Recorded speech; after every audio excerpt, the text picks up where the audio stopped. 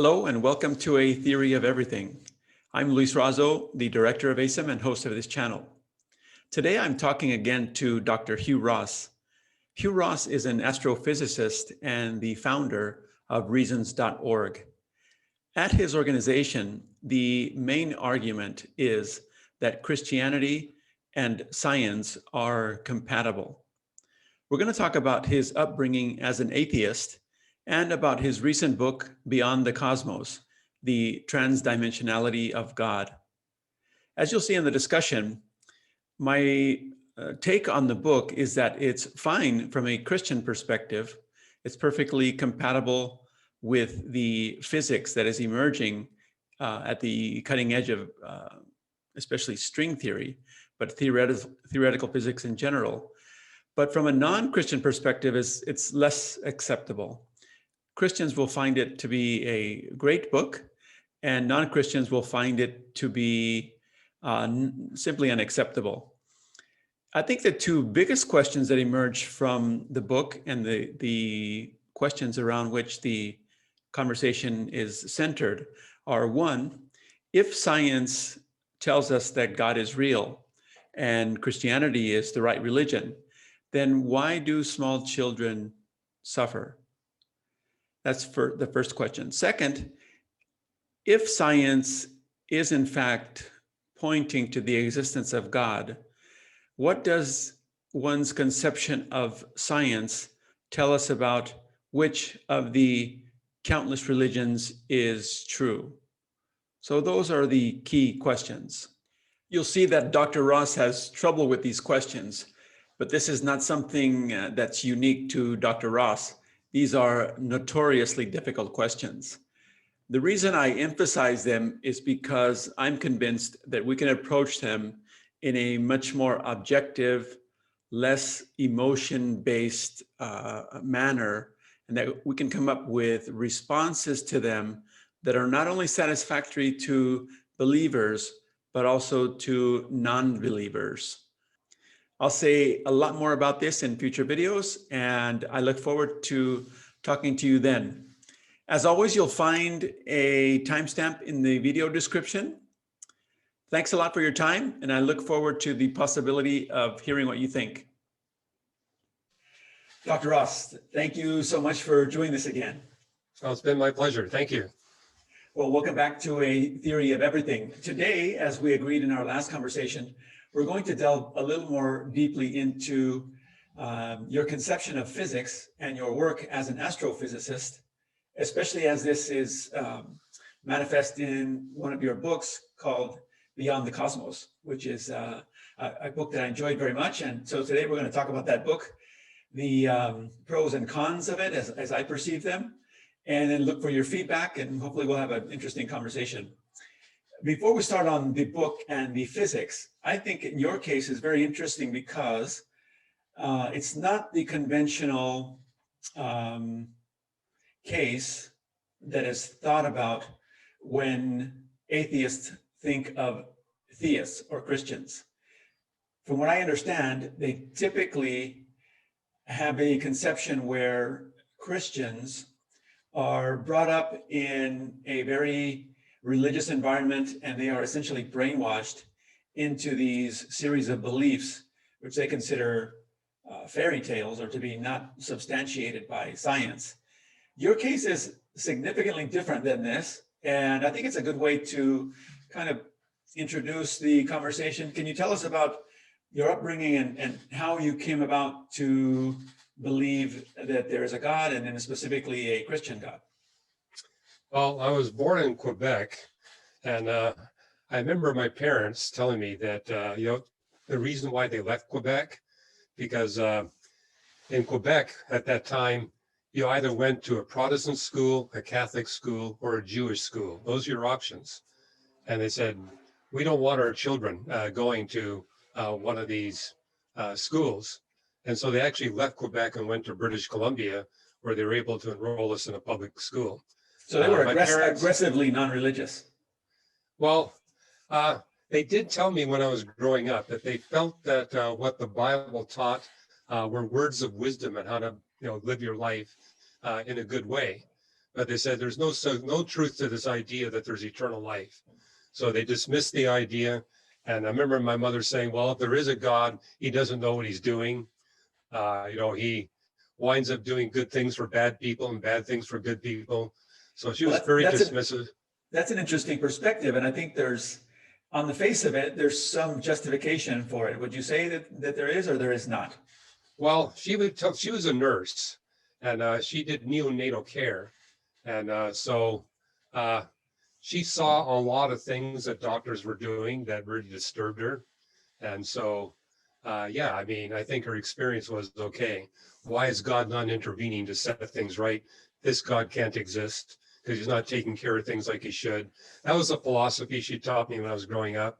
This is very, very interesting, because that's exactly one of the main points that I brought up in our first conversation, right? The objection that, okay, if there's a God and this God is a God of love, then how do we explain the terrible suffering that exists in the world? In particular, the suffering of small children who have, in theory, no responsibility over the bad things that happen to them. So you grew up in this environment in which your own parents instilled this in you as a youngster, correct? They did, but they were very positive about building moral character in me and my sisters. They thought that part of religion was great. The God thing was what they objected to. And they said, all religions kind of give the same moral background. So that's kind of how I was raised. But speaking of, if you don't mind me one quick interruption.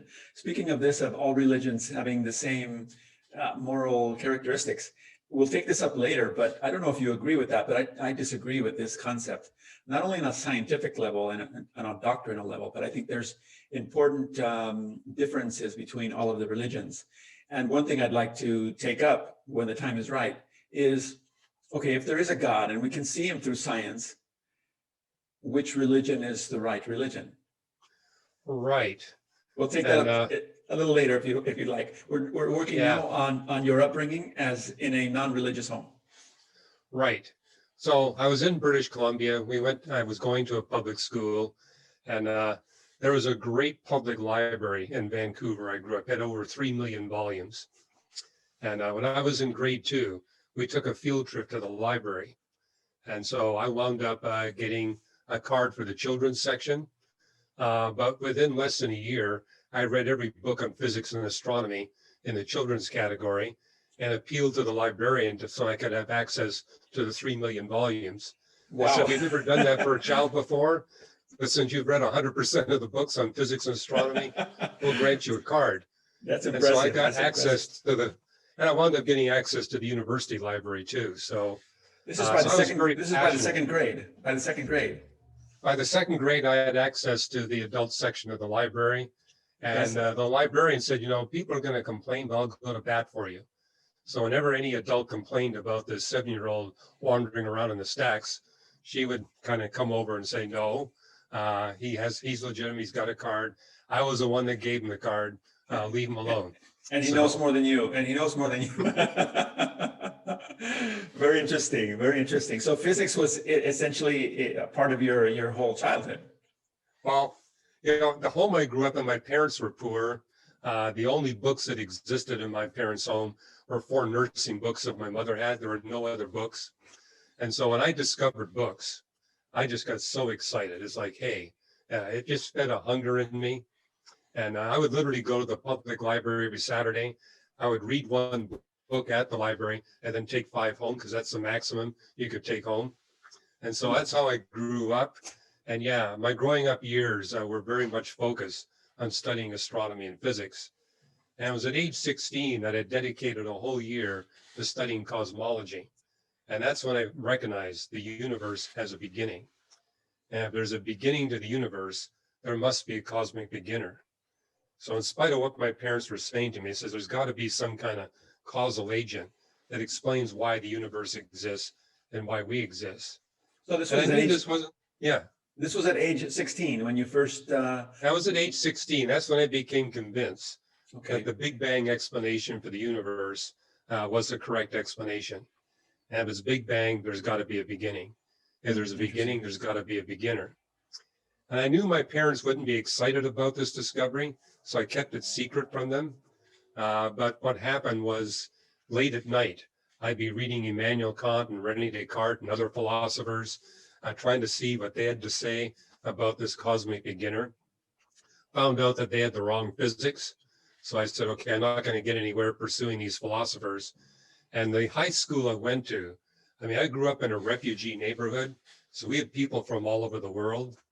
And a number of my fellow students were encouraging me to look at Hinduism and Buddhism, Baha'i, Confucianism, etc.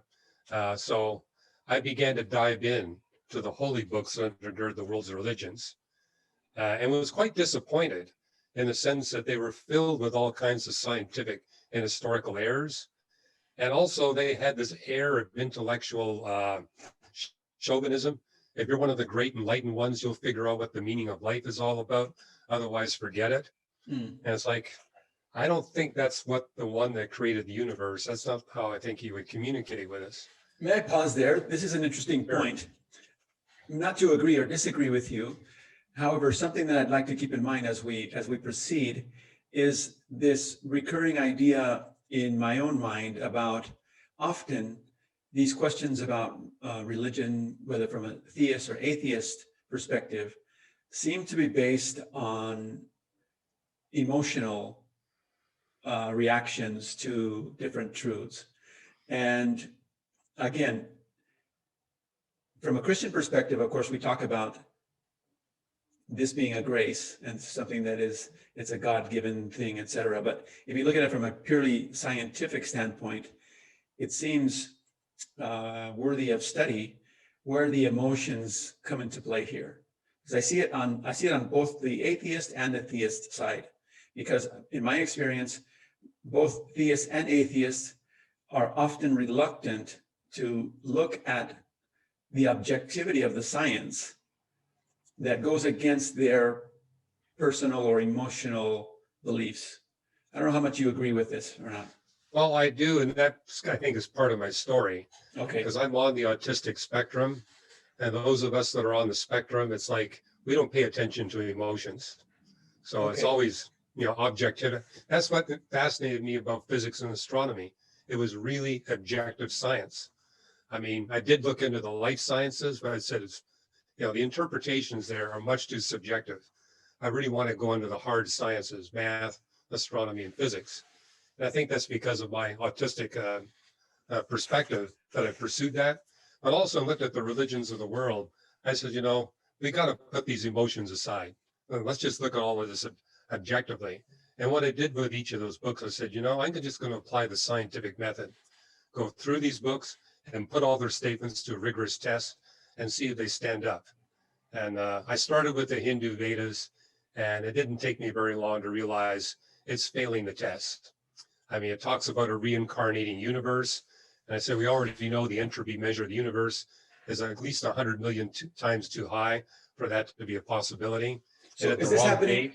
Is this study of the different religions happening in parallel to your formal academic studies as an astrophysicist?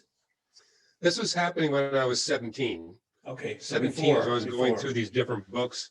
And basically, I say, I'm going to just put these books to a rigorous test. Because I said that this is from the one that created the universe. Just looking at the universe, everything is harmonious and consistent.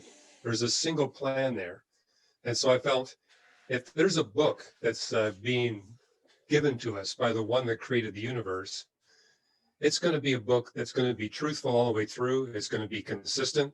There'll be no contradictions. Moreover, it's going to communicate information that's beyond human authorship. So I was looking for something in these books that transcends the limits of human knowledge and understanding. So this is really from the one that created the universe. It's going to be communicating things to us. Let me pause there. I'm just thinking about the typical atheist argument that's going to say, wait a minute, how can you say such an illogical thing? Because the Bible talks about God killing children and entire people. So how do you square this reality of the Bible text with the concept that Well, keep in mind, I'm on the autistic spectrum. So when I saw those things in the Old Testament, I said, okay, that's an interesting problem, but I want to get to the heart of the matter first. Mm. And I think what caught my attention when I picked up, and by the way, the Bible I had was given to me in the public school. At that time, they allowed the Gideons to come into the public schools and give free Bibles to all the pupils that wanted them. And so I did have a Bible thanks to a Gideon coming into our public school. I see. And but I didn't really pick up that Gideon Bible until I went through the other holy books first. I kind of knew at the very beginning of all the world's holy books, the one that's going to be the most challenging to put to the test will be the Bible. So, How so? being a scientist, I said, Well, I'm going to start with what I know? think is easy. Mm. Yeah, go ahead. How did you know, or what made you believe that the Bible was especially difficult? Well, in the Canadian public education system, there's a lot of emphasis on world history. So in my public education, I was aware of, we talked a lot about Socrates and Plato and Aristotle and their beliefs in God. We talked about the different religions of the world. We talked about, all of world history from the very beginning. And so I had some awareness just through my public education that, okay, Hinduism believes in millions of gods. They believe that each one plays a role in creating things. And therefore, I said, it seems to me, even before I picked up the Hindu Vedas, I had this bias that if I look at Hinduism, it's going to be predicting that science is going to be filled with all kinds of incongruities. But having been studying science since I was 7, I said, that's not what I see. So it seems to me that one of the monotheistic religions is probably the way to go than a polytheistic religion, just because it squares what we see in science. So Okay, but now that I listen to you, again, we can take these up one by one. This is obviously a very profound topic and profound questions. But if you're going the monotheistic route in terms of your thinking and your rationale, but now we've arrived at a Trinity. So there's a contradiction there, no? And I wanted to ask you, do you agree that from a non-Christian perspective, the idea that the Bible is inspired, yet it has these apparent contradictions in it from, for example, in terms of the violence that God seems to condone, the words that are attributed to God or the Holy Spirit about the role of women in society, etc. Do you agree that it's, from an objective standpoint, these are problematic? well, long before I picked up a Bible, I was probably about 10 or 11. My mother would comment about, Christianity and the Trinity and says, that's a mathematical impossibility. How can 1 be equal to 3 and 3 be equal to 1? For certain, this Christian faith can't be true. However, as I was in my, 15, 16, I said, no, wait a minute. So I'm beginning to actually look at the Bible at age 17. It says, it actually says that God is 1 in one context and 3 in another context. As I continue to go through the Old Testament, especially the book of Isaiah, which has got the most detailed teaching in the Bible and the Trinity, I said, this is a doctrine that no human would ever invent. It's beyond what we humans can visualize. And that actually was a piece of attraction for him about the Bible. It says this doctrine of God as a triune being, since it's beyond the capacity of we human beings to visualize, could actually be a doctrine that comes from a being that transcends the physics of our universe. Whereas Dr. every other Ross, religion, yeah, go ahead. I'm sorry, but Dr. Ross, this is the argument, the same argument that the Islamic Muslims offer, isn't it not? Well, I looked at the same argument. Quran, and what I noticed about the Quran, every doctrine in the Quran is something that a human being could invent on their own. There's nothing in the Quran that transcends the limits of human mathematics and visualization. And I saw that in the Vedas. I saw that in the Buddhist commentaries. I saw that in Baha'i. I saw the way they describe heaven and hell, the way they describe the universe, the way they describe God. These are all things that we human beings can visualize and comprehend from the perspective of length, width, height, and time. So I said, that to me is a signature of a religion that's invented by human beings. But when I first picked up the Bible, I said, this book is an exception. It's got teachings in it, not just a Trinity concept, but several doctrines are in there that simply cannot be visualized within length, width, height, and time. I mean, another example would be God giving us free will, but predetermining everything before he created the universe. There's no way you're going to figure that out in a four space-time dimensional universe. However, if we're talking about a being that transcends the space-time dimensions of the universe, that created the space-time dimensions, that's something else I found in my early readings of the Old Testament, is how it actually claims that not only is there a beginning into the universe, there's a beginning to the space-time dimensions, and that God created the space-time dimensions, which tells me he's greater than the space-time dimensions. So I said, this doctrine of the Trinity I'm seeing here is really intriguing. I wasn't convinced it was true, because I said, who knows what else exists beyond the dimensions of the universe? The creator of the universe may not be alone. So I kind of kept things at bay for a while, but I says, I'm going to keep pursuing this and see if this can be actually understood in a consistent way. And I think what helped me was I was studying physics, and in physics, you're also struck with these apparent incongruities. I mean, I'm sure you're aware how light behaves both as a particle and as a wave. Yes. And once we look at it from a quantum mechanical perspective, what appears to be a contradiction is actually a resolvable paradox. And so I thought, well, maybe that's how the Trinity works. It looks like a contradiction from our perspective, but if we look at it from the perspective of the one who transcends space and time, it could be a resolvable paradox. And Okay, so I began to, go ahead. Would you allow me quickly to contextualize a little bit better your references to extra dimensions? So we're talking about a certain point in the development of our understanding of physics and science, wherein in the past century, arguably the two greatest discoveries in science, at least in physics, general relativity, which governs the physics of large objects or the macroscopic scale, and quantum mechanics, which governs the subatomic scale.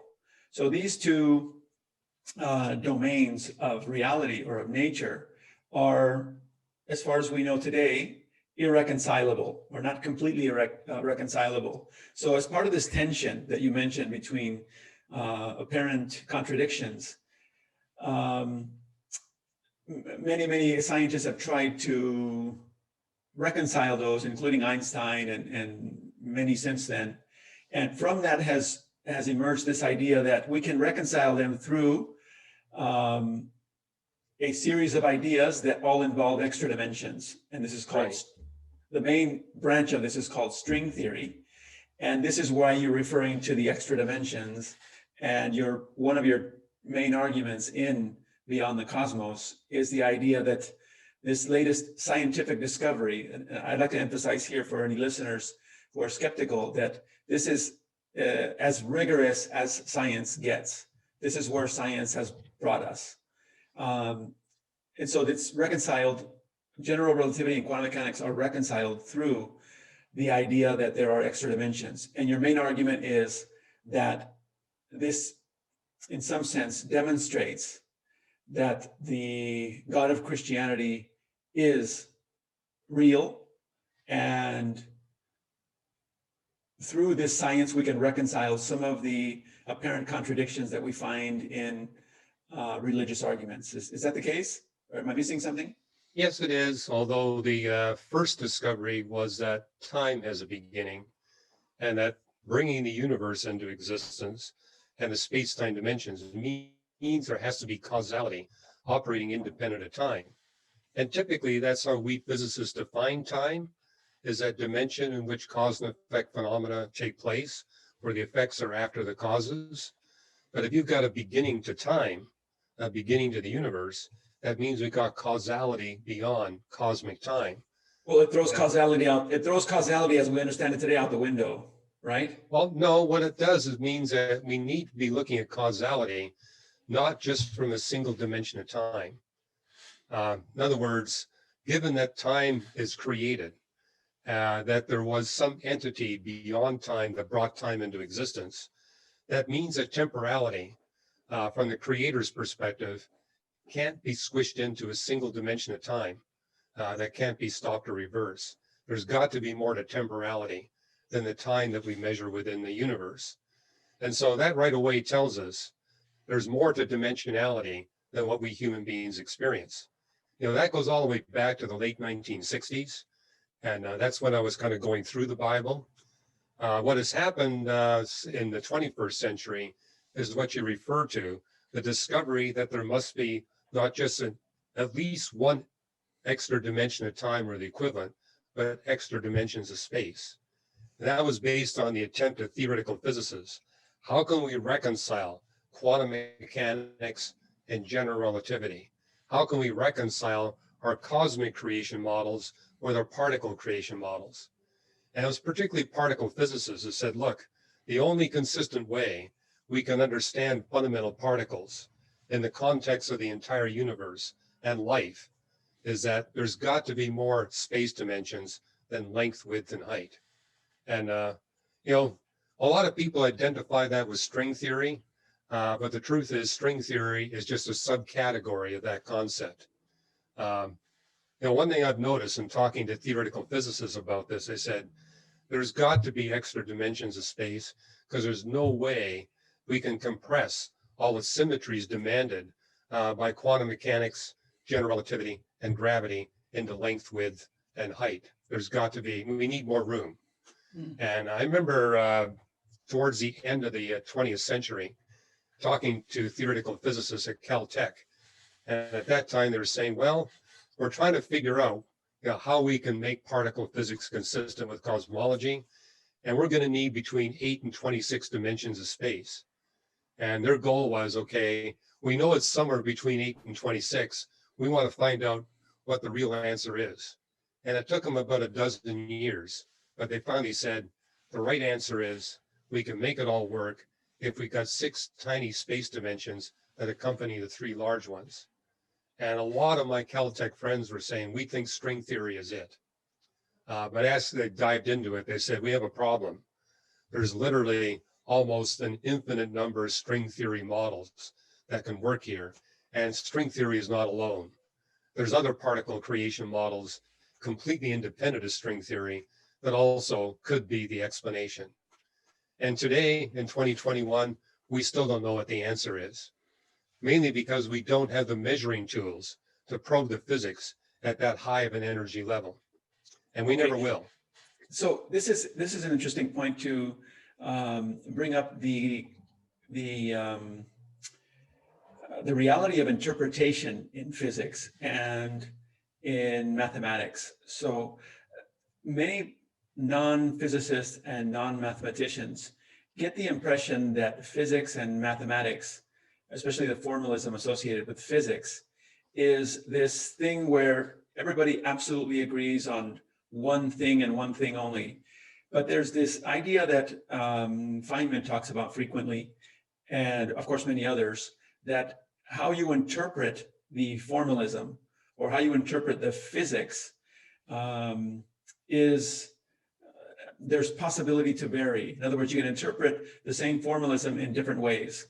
For example, the Schrodinger equation and the Heisenberg formalism is equivalent, but the mathematics is completely different. And there's more and more nowadays, there's more and more formalisms that are being proposed, and they are all mathematically and physically rigorous and acceptable, but the interpretations differ. So this brings me to a question that I have about your book, and we can talk more about the book. Your book interprets the latest developments in physics, especially in the extra dimensions of physics, string theory and other frameworks, from a Christian perspective. And I think one of the strengths of the book from a Christian perspective is the idea that no, Christianity is not anti-science. You don't have to let go of the study of nature to believe in the Christian God. I think from a Christian perspective, this is a pro. However, in some sense, this is problematic because the same exact physics and the same exact extra dimensionality can be interpreted in the opposite way. Is that not the case? Well, what do you mean the opposite way? In other words, good question. not necessarily the opposite way. You can interpret it in a way that's non-Christian. Yes, but typically what people do is they propose, okay, from a Christian perspective, we got a God that creates the universe and he designs it to be a home where human beings and human civilization can exist and thrive. And they'll say, well, when we look at, say, string theory, we've got a really large number, 10 to the 500 possible string theory explanations. What if we were to have an infinite number?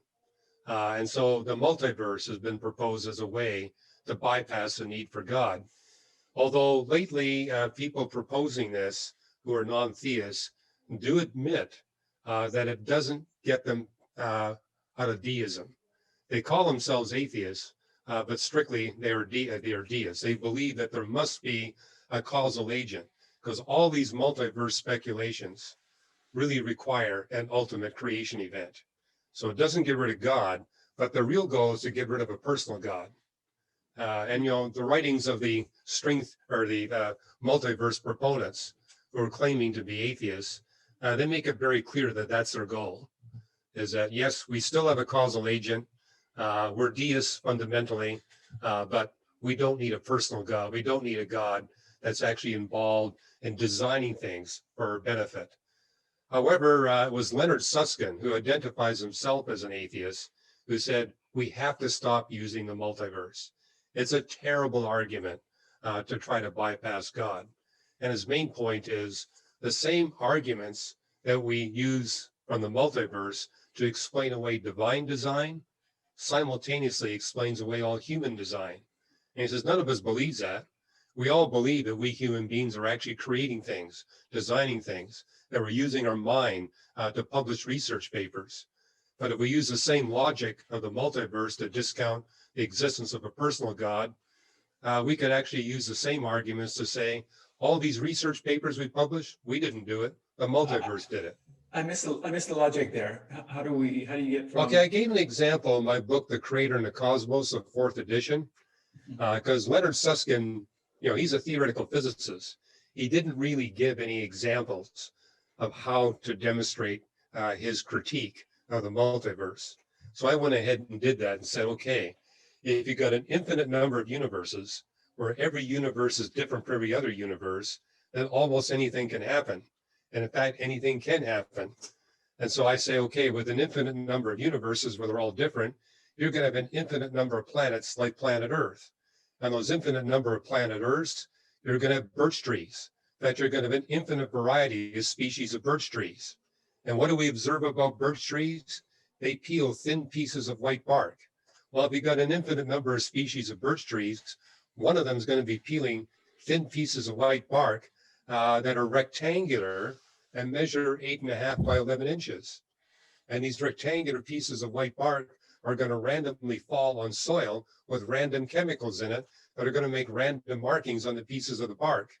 In fact, with an infinite number of universes, where all are different from one another, you're going to have these white pieces of bark that will duplicate every page of every research paper that every scientist has ever published since Isaac Newton, which means all these research papers we see in the scientific literature, they didn't come from the minds of scientists. The birch trees did it.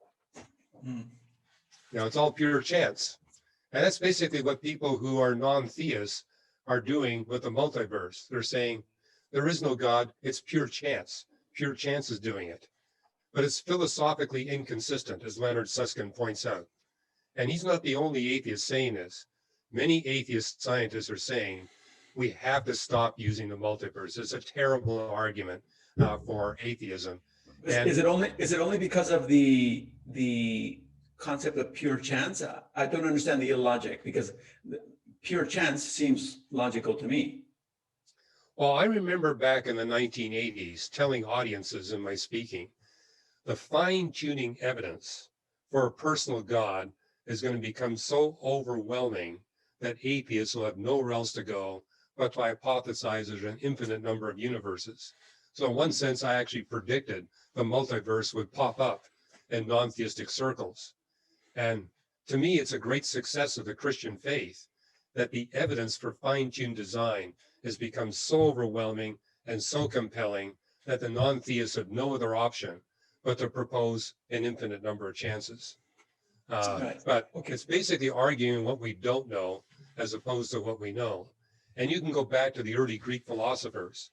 They made the point when it comes to theology, we have to argue based on what we know, not based on what we don't know. Because if we argue from what we don't know, we can speculate to the moon turns to cheese. And we're not going to really make any rational sense of what's going on. We have to argue based on what we know. And I remember those early Greek philosophers saying, we do that when we choose a spouse.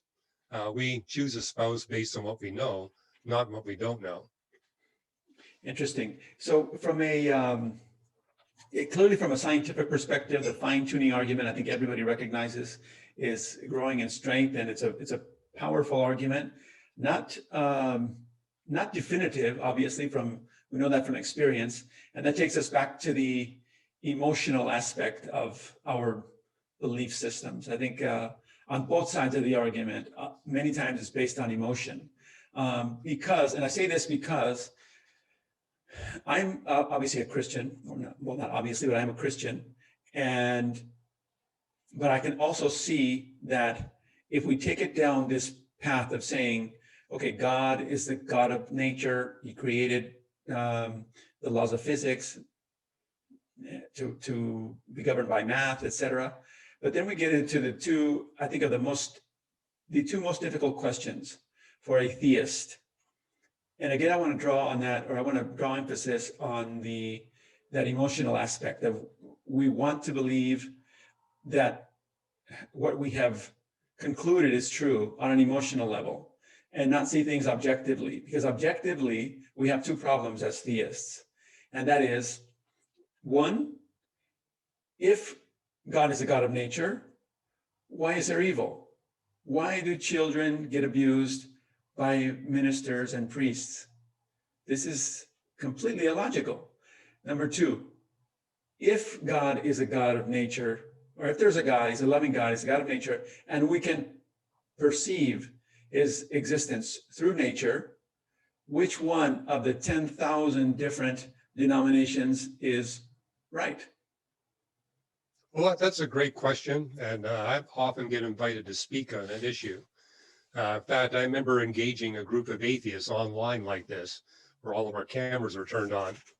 And the question is, okay, Dr. Ross, I've read your books.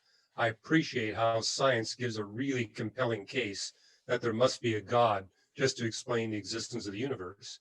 But how do you go from deism to theism, to a personal God? And how do you go from a personal God to the Christian God?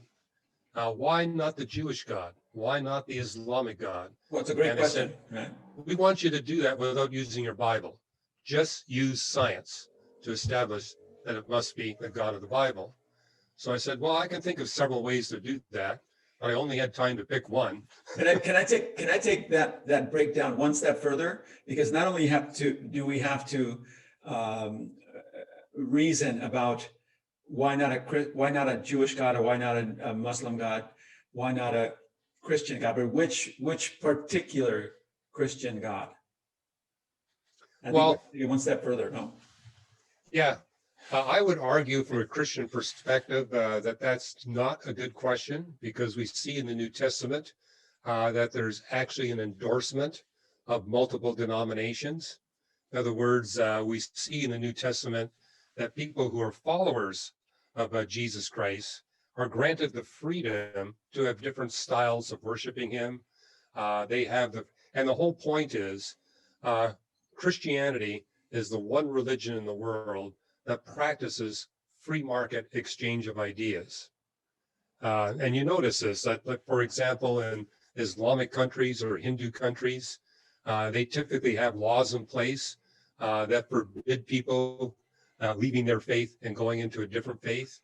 And that's one of the unique things of Christianity. It says, no, we're not going to legislate against people with different belief systems. We're actually going to function in a free market exchange of ideas. And that's practiced within the Christian churches, where they all have freedom to ask questions, pose different doctrines. But then we get into lots of logical contradictions here, because at the same time, the Bible talks about unity. So how do you reconcile unity with contradiction? I mean, just on a logical, purely philosophical, logical, or theological level, either there is a Trinity or there isn't. You can't have. Correct. Well, I think that's one of the great achievements of Christians, even in the very early part of the Christian faith, is they said, okay, what are the things that we all must be united on? What are the essentials? And where are we to allow freedom for discussion and debate and different doctrinal positions?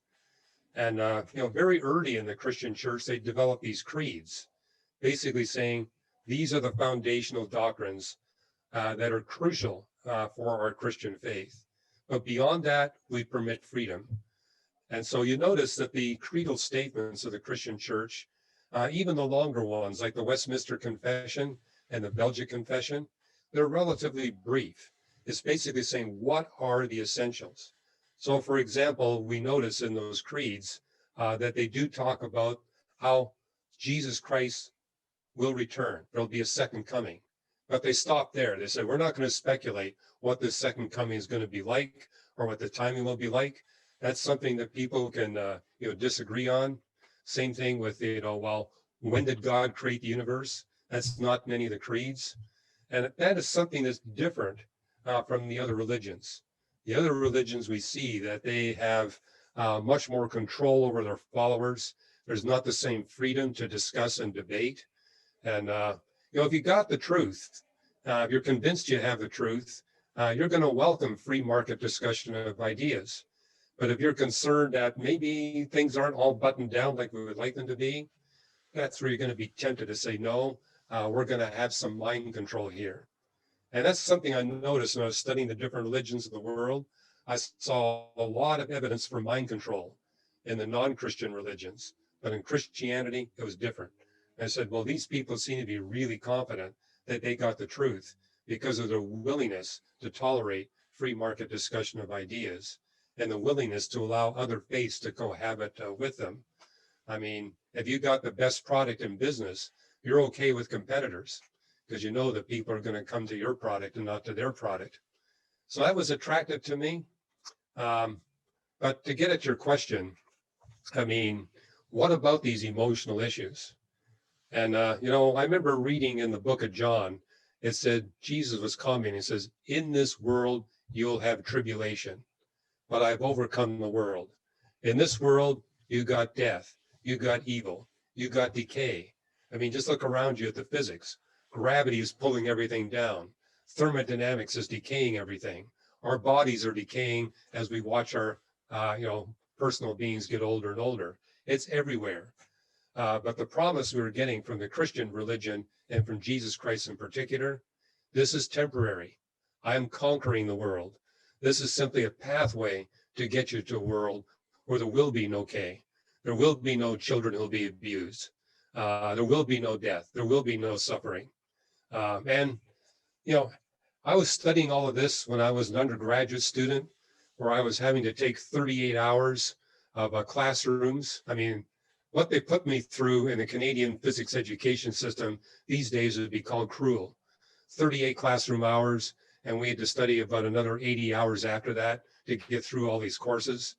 But I realized the reason why our professors are putting us through such an incredible amount of suffering, they said, we want you to be the best physicists in all of Canada, if not the world, and we're going to make you work hard.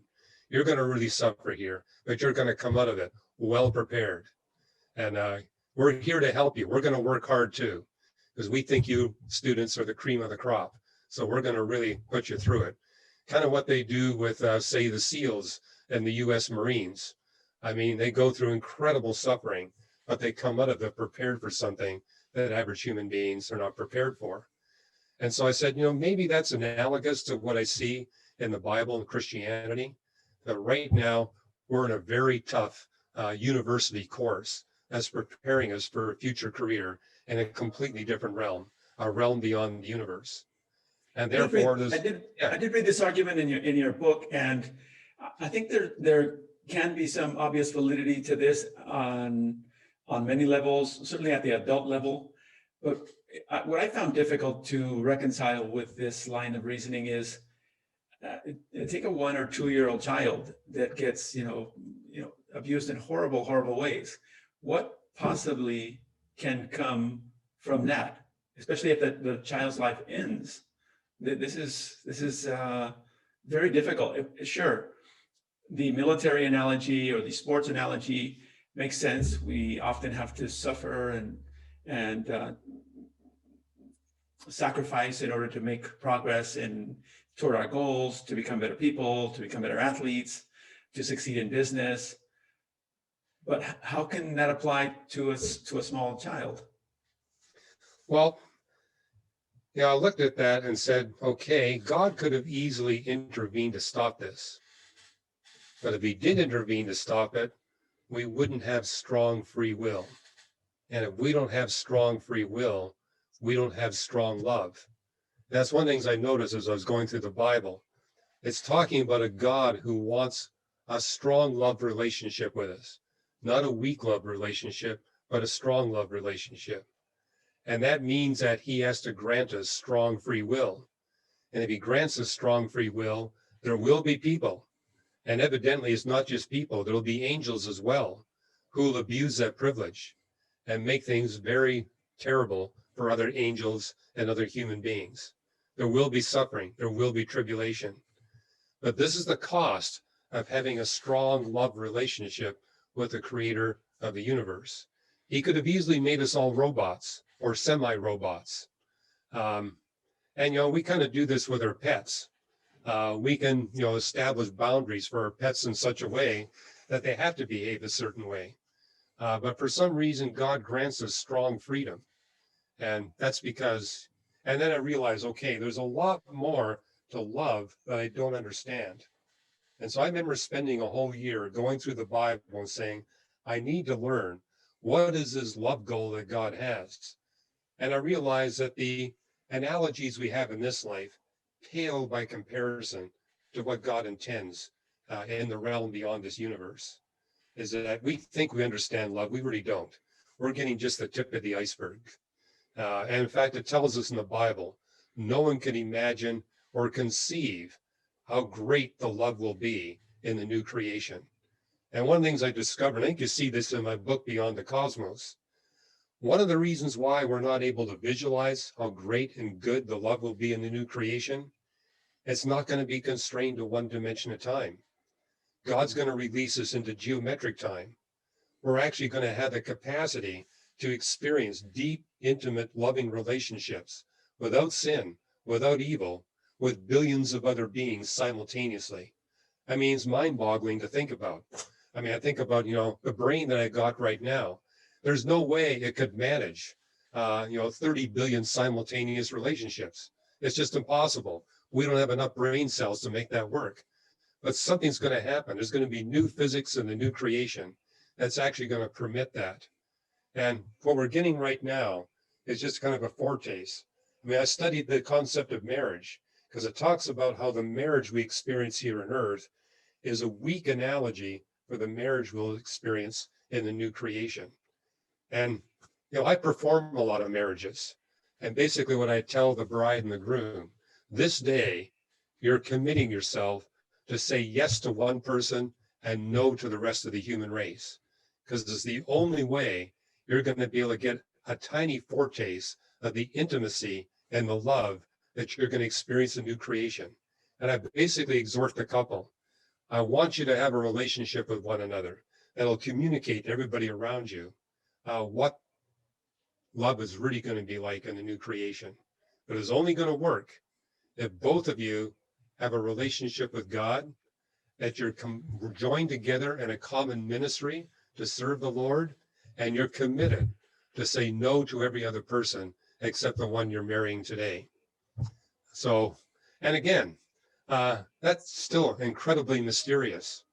But I think anyone who's had a good marriage will testify, the reason why it works is because we're committed to say no to everybody except that one person. Interesting. Well, listen, Dr. Ross, it's I don't want to abuse your time again. It's been very, very interesting talking to you. I really enjoyed your book. Beyond the Cosmos, the multidimensionality of God.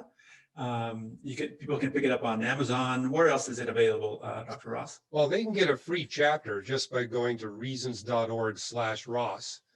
In fact, the chapter we're giving away is probably the most fascinating, in my opinion, how to resolve human free will and divine predetermination.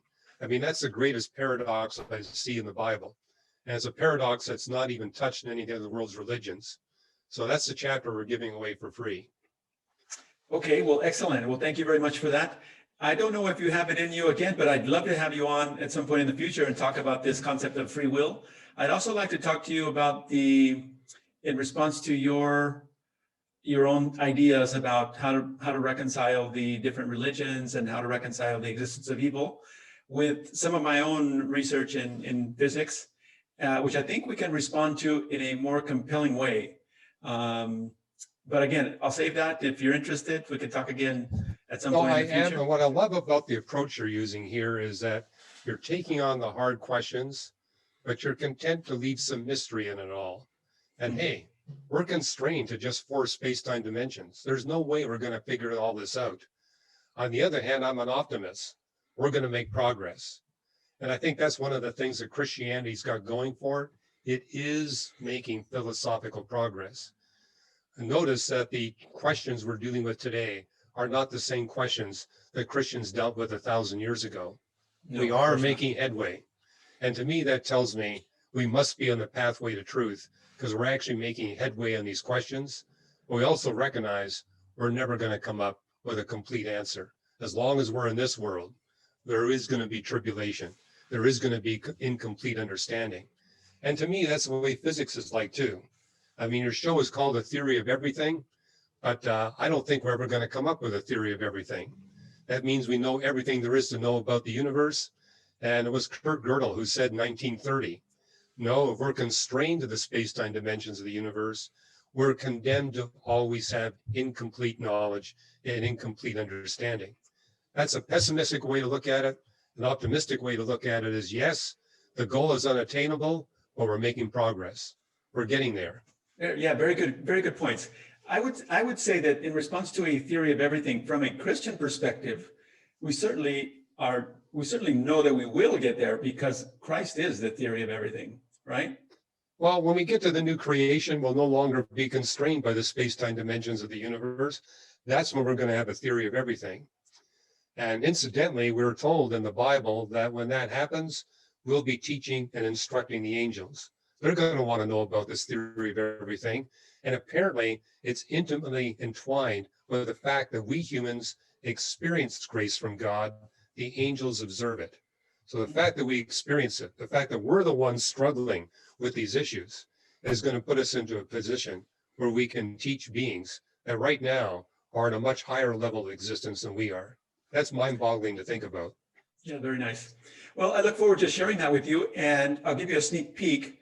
I totally agree with you that we are making progress, and some of the latest advances in this concept of extra dimensionality, coupled with the specific research of a Jewish physicist named Yakir Aharanov, who has formulated a reconciliation of quantum mechanics and general relativity through a 2-time interpretation of physics, leads to some very, very compelling line of arguments that finally brings us to the practical, everyday reality of the social, political, and economic problems that we're experiencing as a species. So the idea here is, if and when we get to this new heaven and this new earth that is promised in the Bible, at that point, the problems that we're experiencing now as a species will have been resolved, but they will be resolved in a physically rigorous, mathematically rigorous way. And some of these new advances in physics, I think, point us in this direction. So I think it's a compelling argument. And Dr. Ross, thank you so much for your time. I look forward to maybe talking again if you're interested. Sure. And well, have a great day. Okay, you too. All right. Take care. If you like what you heard, stick around and let's reason together.